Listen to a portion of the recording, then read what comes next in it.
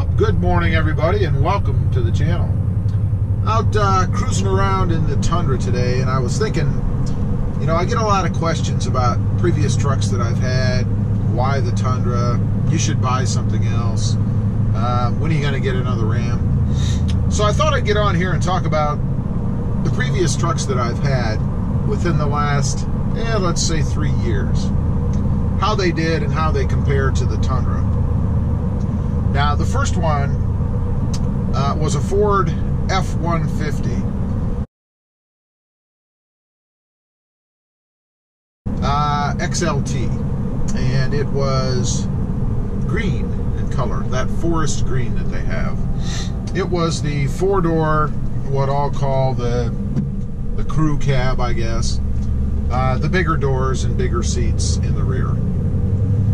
Now, my experience with that truck, I mean, it was an okay truck, but I had, and I've mentioned this before, I had some kind of little transmission glitch where when I would reverse, you know, like if you're backing out of your garage and then you go to shift back into drive, there would be a decent hesitation and then kind of a lurch when it would go into gear. Very strange. I also had a couple of gremlins with the infotainment system. Sometimes it just didn't work right, or it didn't do what it was supposed to do. Kind of odd. As far as the comfort and the drivability of that truck, you know, it was more trucky, I guess, than some of the other trucks that I've had since, if that makes any sense. It rode rougher, it wasn't as comfortable, the seating wasn't as comfortable, and you know, it just didn't feel good, I guess. So I got rid of that, and I believe that was a 2014, if I'm not mistaken. So I got rid of that, and I decided to get another F-150 because I still wanted a truck, and I wanted a full size. And I didn't hate the F-150. It was just those little glitchy things, really, that bothered me. So I got a 2016 F-150 XLT. This one was blue with a like a blue accenting stripe or whatever along the bottom. Of the two, from a color standpoint, I guess, that was my favorite of those two trucks, aesthetically. Now, to my surprise, and I was very surprised, I had the same transmission issue in that truck. So at this point, one might say it's just inherent to those 2 years. I don't know if it still feels that way or not, but I had the same kind of thing. When I would go from reverse to drive, there would be a lag, a decently long lag. I mean, I realize it's not going to shift instantaneously, but it was long. It felt like you were waiting for it to engage. And the same kind of lurch. Just not right. Something was weird. As far as the comfort and, you know, all that good stuff, it was identical otherwise. It was the four-door crew cab, I'll call it. XLT, the same everything. Except, I believe that year was the year that they upgraded the infotainment system. So I had an improvement there. And that was a good thing. It seemed to work okay. It was rather complicated, although less complicated than the previous one was. But I don't recall it being glitchy or anything like that.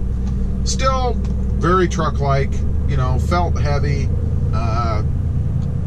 took the bumps harder. You could definitely hear and feel the separation between the cab and the bed. They do articulate independently. That was kind of annoying. So I wasn't real thrilled with that truck, and it was at that point that I decided I was going to go to a smaller truck. So I bought a Toyota Tacoma SR5 access cab. Now, first off, you might say, well, gee, you wanted a full-size truck, why did you go to an access cab? Probably a mistake on my part. I did like the looks of it, though. It was all black. Everything was blacked out. I blacked out the emblem on the front. It was a cool-looking truck, but it was small. It was small. It was underpowered, in my opinion, as any V6 Tacoma seems to feel to me. And there was no room in the back. Now, I should have known that, of course. It was the access cab. It wasn't hiding somewhere. But it was very small. It had those side-mounted jump seats, I'll call them. And there was no room back there for anybody. You certainly wouldn't want to ride very far in those seats. They really weren't much of a seat, to be honest. They were horrible.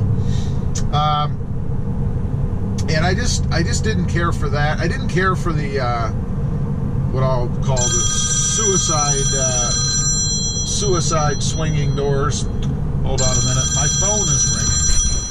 Okay, sorry about that. More moving details with the Tundra. But anyway, back to the Toyota Tacoma access cab.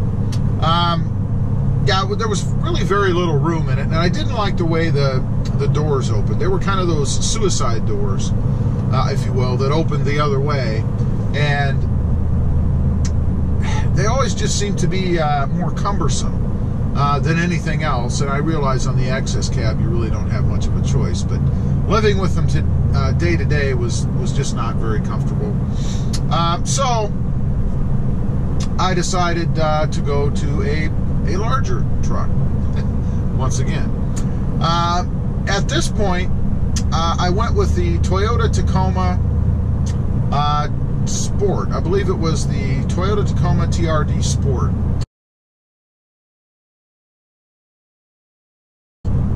In blue. My favorite color of all of that group so far as aesthetics go. The truck was fine. There were no issues with the truck. Love the look of it. I still say that, you know, the Ram and the Tacoma are the best looking trucks on the road. I still believe that. I think they just look awesome. As far as mechanically and you know, functionally, everything else was really good on that truck. I didn't have any problems with it. No hiccups, no gremlins, you know, none of that stuff that you don't want.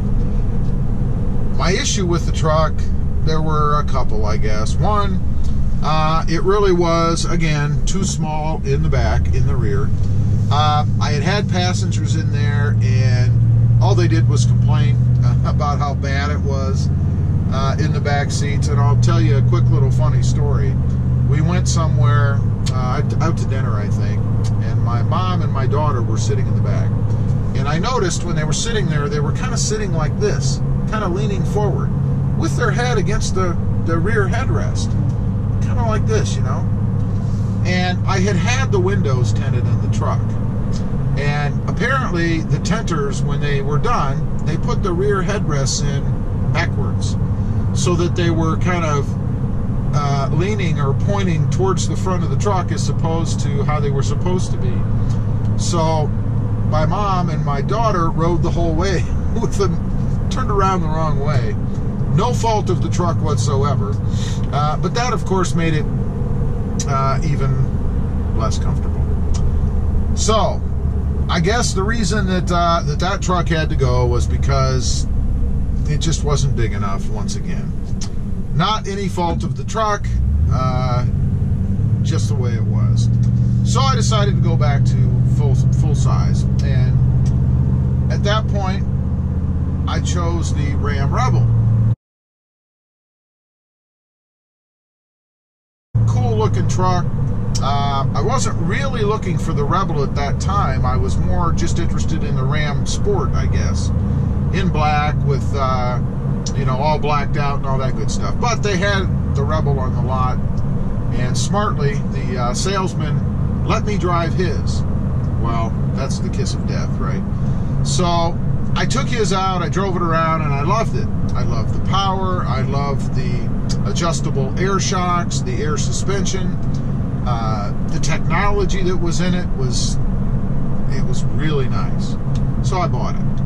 I had the red Rebel with the black stripe around the bottom. Probably my third most favorite color scheme of the most recent trucks I've had. So I had the Rebel for maybe a year and a half, something like that. And during that time period, I started to have little annoying issues. You know, the fender flares were coming unglued because they're only glued on. I had a radio glitch, I had a black screen, and of course the dash on that car, the speedometer and all that stuff was digital as well, or electronic, and it went black. I actually drove from the house to a gas station, shut it off. When I came back out, it came back up, but for that distance I had no gauges, I had no radio, I had nothing. That was rather annoying. So I have this thing, right, that, you know, I'm not going to keep a vehicle if it has problems. You know, I don't want the problems. And a lot of people will say, well, it's under warranty. You know, you can take it in, you can have it repaired, and that's true. I certainly could. But I don't want to screw with it, you know. I didn't have time to mess with it. You know, when you work a full-time job and have other responsibilities and things to do in life, I didn't want to spend it at the car dealer, even if it was covered. So, and I will add that, you know, Ram doesn't have the best track record as far as reliability goes. You know, maybe it's a bad rap, I don't know, but after experiencing these stupid little things, a couple of other things, I had a crack on the tailgate plastic cover. The fake vents that were in the hood on the Rebel started to warp. They were just plastic, and I think over time with heating and cooling in winter and summer, that plastic just started to warp, and they became misshaped. Didn't look right. I didn't like that. So I decided to go with the Toyota Tundra.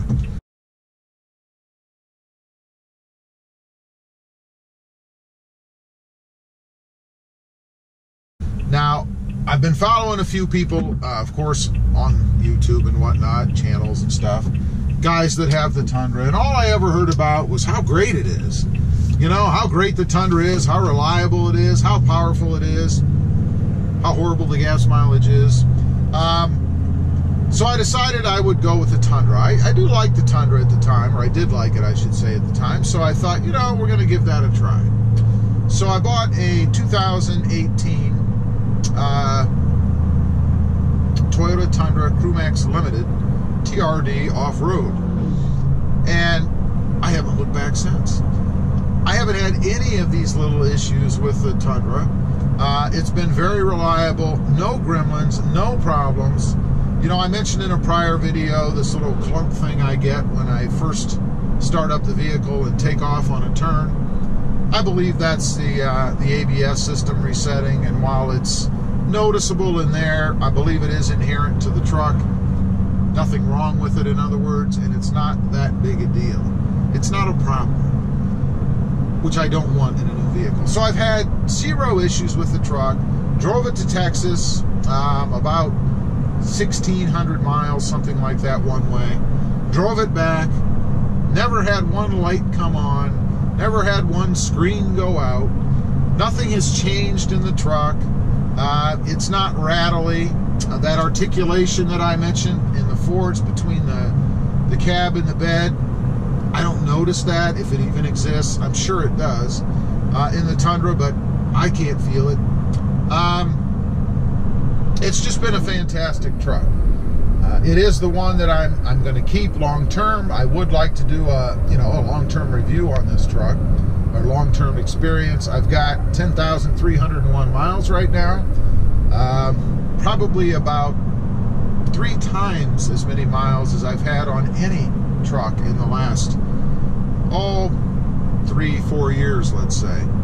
So I'm on my way. I'm well on my way to a long-term relationship with the Toyota Tundra. It is fantastic. I would highly recommend it. The only knock, and everybody hates it when you bring it up, is the mileage. It definitely needs a shot in the arm as far as gas mileage goes. It does love gas, but I can live with that. It is a truck. The other ones aren't that much better. Anyway, I just want to get on here, talk about that a little bit, how the Tundra compares to my experiences anyway with some of the other vehicles, or other trucks rather, that I've had. It is by far #1, and not looking to do anything else. As usual, appreciate you guys watching. Please give this video a big thumbs up. Click that subscribe button if you haven't before. And we'll see you next time on the web. Have a good day. Bye.